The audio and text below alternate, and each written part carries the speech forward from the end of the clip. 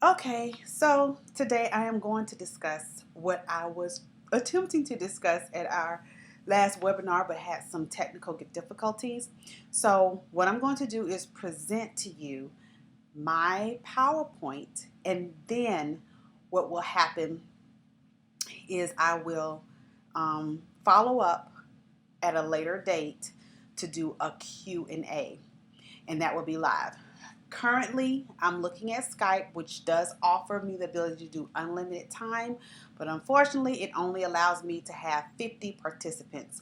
And since we were well below that last time, I'm just going to put the stipulation that when we do have our next question and answer segment, that only 50 participants will be able, well, of course, I'll be there, and Donicia, so that'll be 48 participants will be able to join in on the call to ask their questions. So with that stated, I'm going to go ahead and go into what is homeschooling. Okay, so this is what organic homeschooling is all about. So we need to start with the most basic of questions, and that is, what is homeschooling? According to Wikipedia, homeschooling, also known as home education, is the education of children at home or at a variety of places other than school. Home education is usually conducted by a parent, tutor, or an online teacher.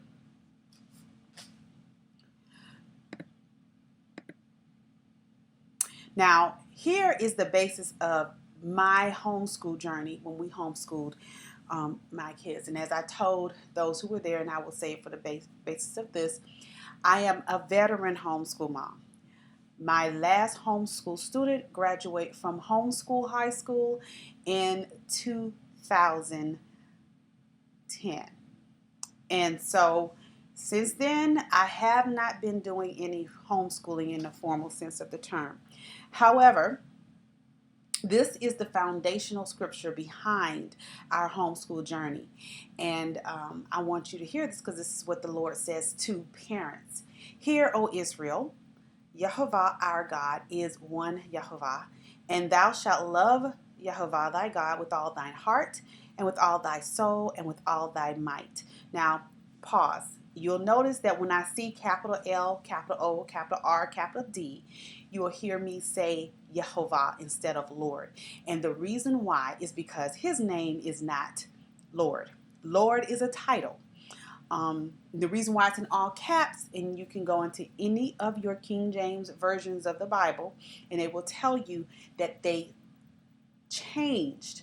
In the beginning of the Bible, it will actually tell you in the insert that they changed wherever you see capital Lord, which was originally Jehovah, but since we know the letter J is only about 200 something years old, we know that was not it. And since at least even the King James Version goes as far back as 1611, that it wouldn't have been a J.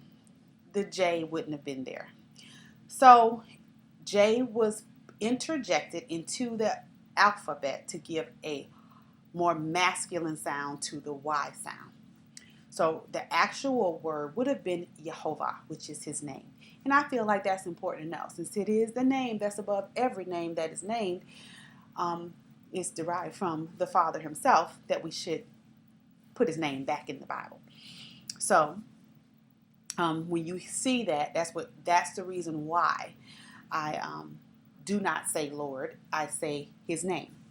Okay, so, and these words which I command thee this day shall be in thine heart, and thou shalt teach them diligently unto thy children.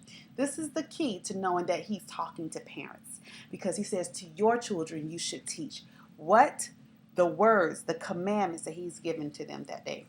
And shall talk of them when thou sittest in thine house, and when thou walkest by the way, and when thou liest down, and when thou risest up.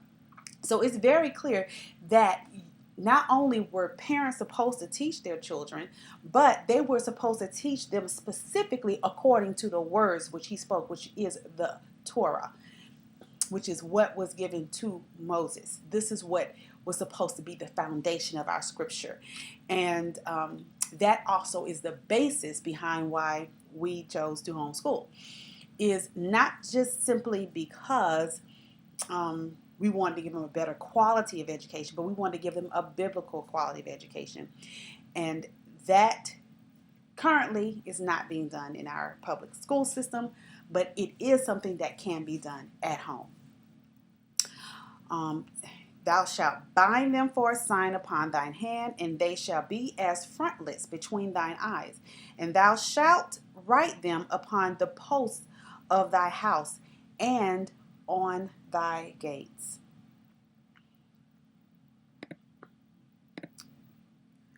So, number one, we see that you shall teach them diligently to your children. We've discussed that.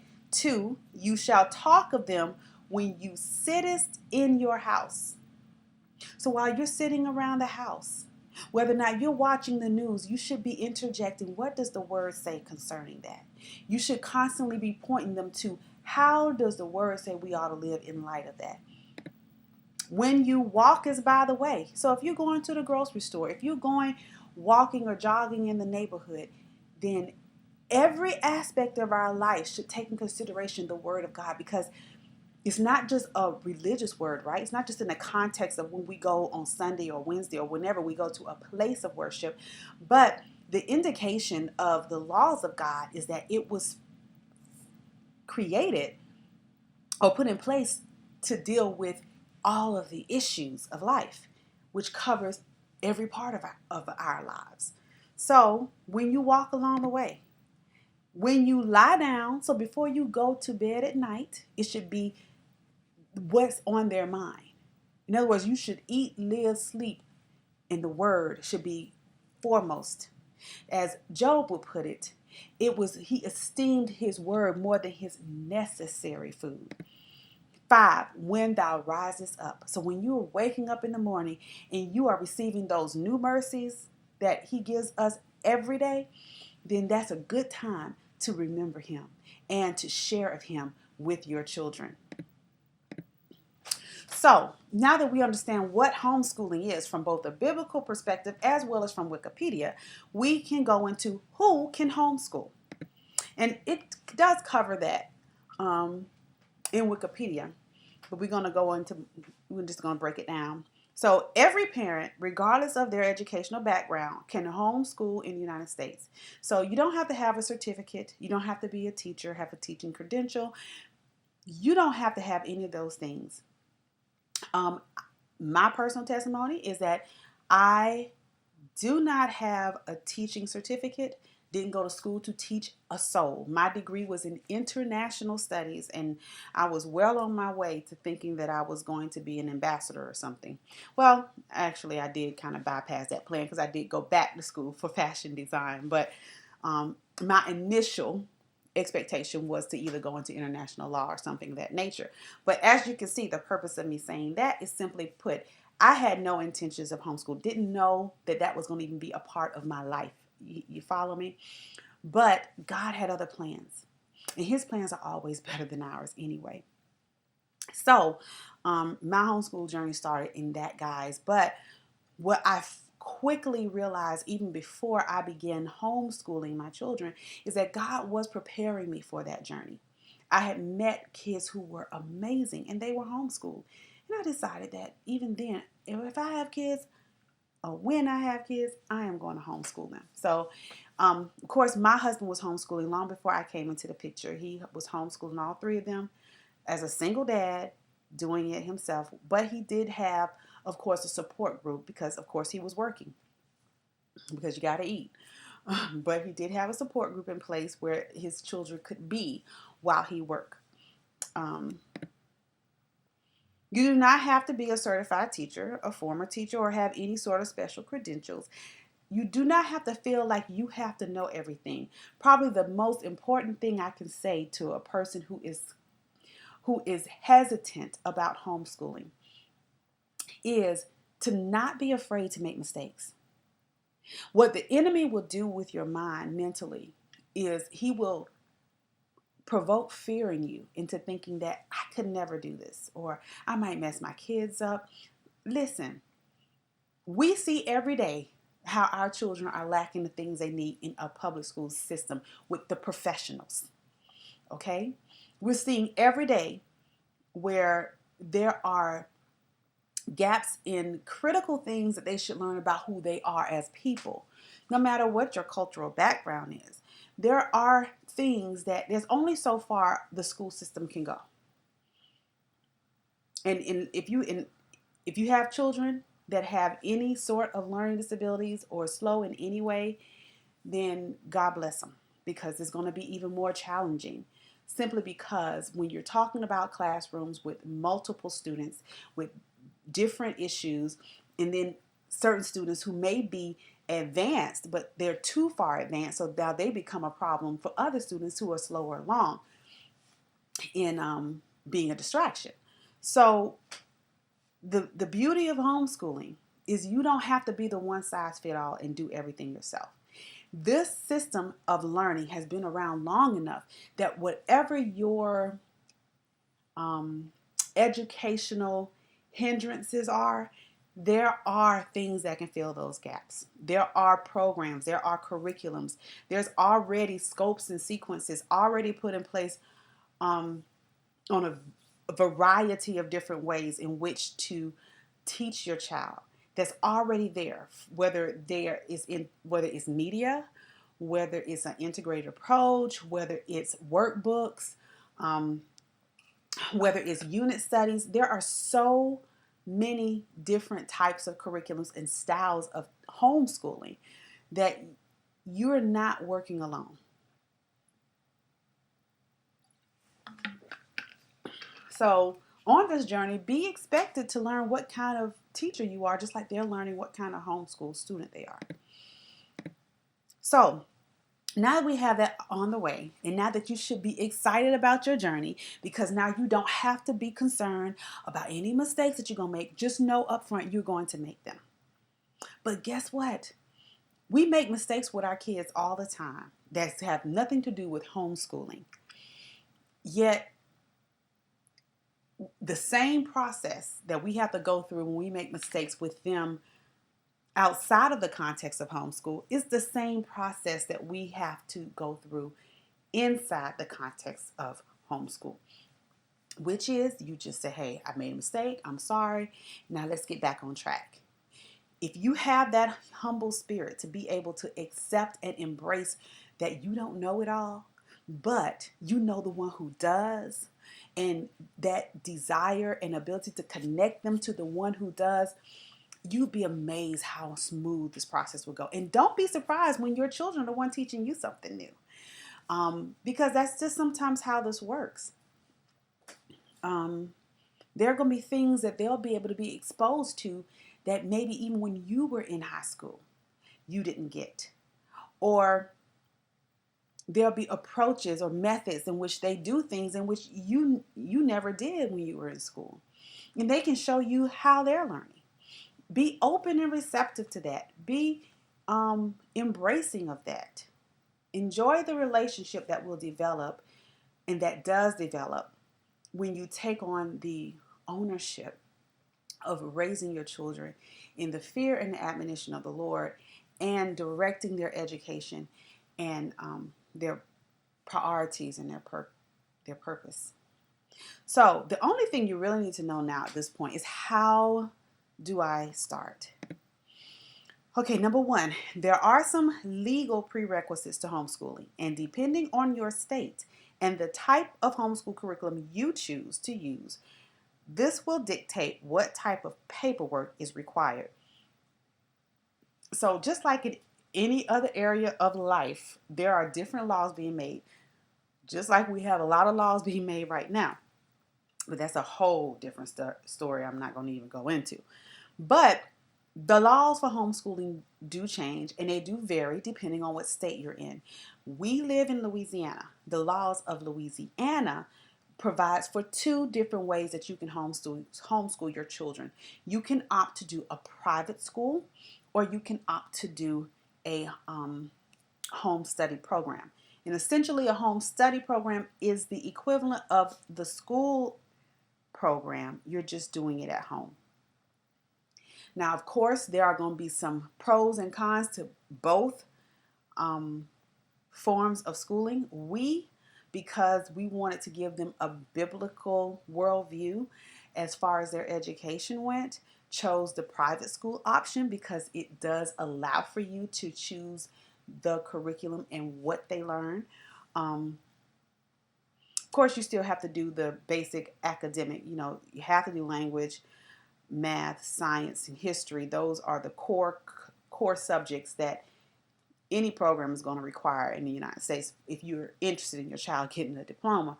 But um, you can also choose other subjects or add other electives, which we did, such as Bible. And you have, of course, some variation on other electives that you may want to add or include into your program. For instance, instead of doing just PE, we opted to do Taekwondo as their physical education. So you can even choose within the framework of elective courses how you're going to play that out. So if your child is already in, for instance, karate or in Taekwondo, that can easily become a part of your homeschool program. So, number 2, creating a schedule or plan. This is going to be essential because even though your children may have all the time in the world at this point, they're not having to be responsible for, taking care of a household and paying bills and keeping lights on. But you, however, are usually on a schedule. You usually have to be on one because you're working or because you're cooking or because there's so many other things that goes along with life other than just schooling, correct? So what you will find that is a beautiful aspect of homeschooling versus going to public schooling, what I call a major pro, is that they could actually finish their day in a lot less time than it takes on a normal um, public school schedule. And simply that would be the case because you don't have the interruptions um, that you normally have versus whether it's, you have a 5-minute or 10-minute time frame between walking between classes and going through calling roll, and then of course your subsequent getting people settled down so that you can now begin the process of getting them to do their activities or assignments or instructions that you have to do. You don't have to do any of that. The main thing is that they're going to be dedicated to a certain period of time to work on each subject, and you get to pick that with none of the distractions. Otherwise, what we found is, especially if it was subjects or lessons that were not complicated or difficult for them, that the average amount of time it took hours to finish an actual school day. Again, that depends on them and their ability to focus on what's being taught as well as being motivated. But if properly motivated, many times I've had, especially the boys, they would be able to be finished long before they would have if they were in public school. So that could, I can't remember the exact time, but pretty much within 40 to 45 minutes per course is a pretty safe area in which a lot of homeschool students, not just mine, were usually done with each major course. Now, of course, everyone does a different program. We elected to do a virtual learning kind of scenario where it was online schooling, homeschooling. Well, not really online homeschooling, but it was computer-based homeschooling. They were not online, so I want to make that very clear, but they did use a computer-based curriculum. So with that, it does not like cut them off. They have enough time. If they don't finish a subject within a certain amount of time, they can continue until they finish, or we could elect to say, hey, you're going to have to come back to that homework at a later time. But and like I said, unless they hit a situation where it was very challenging for them, which wasn't too often, they pretty much could be finished within 40 minutes or so and move on to the next subject. So creating a schedule or plan, this is easy to do as well. Of course, you're taking in consideration your own personal schedule, work, and things that you have to do that have to be priorities.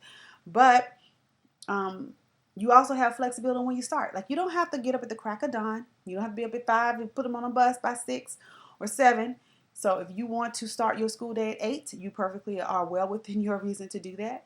If you have children who are old enough to where you want to teach them things like home ec, you want to teach them how to cook, and to make that a part of your curriculum, then hey, just add that extra hour on the front end so that you can train them on make breakfast and lunch is a part of their course. They're going to have to learn how to set a table. They're going to have to learn how to, how to measure the ingredients that's going to go in that omelet that they're going to fix for everybody. So in other words, you have the ability to add those kind of courses that also aids in facilitating some of the things that are done on a public school level, but by someone else. Like you have janitors or you have cooks who do certain things. You can incorporate that into your curriculum so that it's not so intensive on you as the facilitator, and it's not so intensive on them alone as the student. It's now a part of the learning process. And I think that that's an amazing thing because, just to tell,